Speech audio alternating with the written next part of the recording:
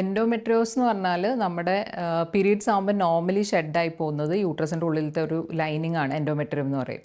അതിൻ്റെ എൻഡോമെട്രിയത്തിലെ സ്ട്രോമയും ഗ്ലാൻസും എല്ലാം യൂട്രസിൻ്റെ പുറത്ത് ചില പല പല തിയറീസ് വന്നിട്ട് അവിടെ ബ്ലീഡ് ചെയ്യും ഓരോ പ്രാവശ്യവും പീരീഡ്സ് ആകുമ്പോൾ. അതിനാണ് നമ്മൾ എൻഡോമെട്രിയോസ് എന്ന് പറയുന്നത്.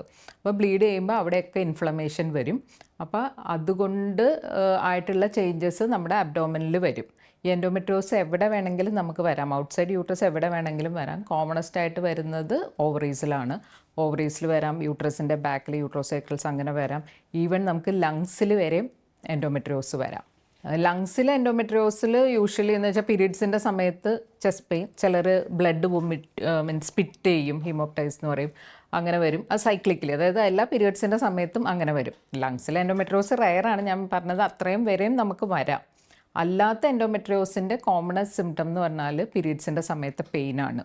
അത് സിവിയർ പെയിൻ ആയിരിക്കും. ചിലർക്ക് പീരീഡ്സ് തുടങ്ങുന്നതിന് കുറച്ച് ദിവസം മുമ്പേ തുടങ്ങും, through out the periods last ചെയ്യും. പിന്നെ അടുത്തത് ഡിസ്പെരീനിയ, അതായത് കോണ്ടാക്റ്റിൻ്റെ സമയത്ത് സിവിയർ പെയിൻ അങ്ങനെ വരാം.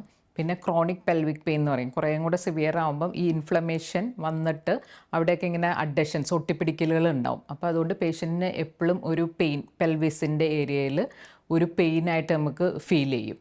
ഇതൊക്കെയാണ് അതിൻ്റെ കോമണസ്റ്റ് സിംറ്റം. പിന്നെ യങ്ങർ ഏജ് ഗ്രൂപ്പിലാണെങ്കിൽ ഫെർട്ടിലിറ്റി ഇഷ്യൂസ് വരാം. എല്ലാ ക്രാംസും നമുക്ക് എൻഡോമെട്രിയോസ് കൊണ്ടൊന്നല്ല.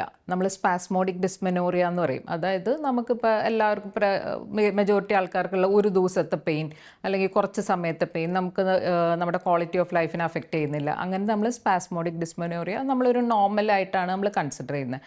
അടുത്തത് പെത്തോളജിക്കൽ കൺജസ്റ്റീവ് ഡിസ്മെനോറിയ എന്ന് പറഞ്ഞാൽ അത് മോർ ദാൻ 1 ഡേ നിൽക്കുന്നു, ചിലപ്പോൾ പീരീഡ്സിന് മുമ്പേ സ്റ്റാർട്ട് ചെയ്യുന്നു, through out the periods last ചെയ്യുന്നു, നമ്മുടെ ക്വാളിറ്റി ഓഫ് ലൈഫിനെ അഫക്റ്റ് ചെയ്യുന്നു.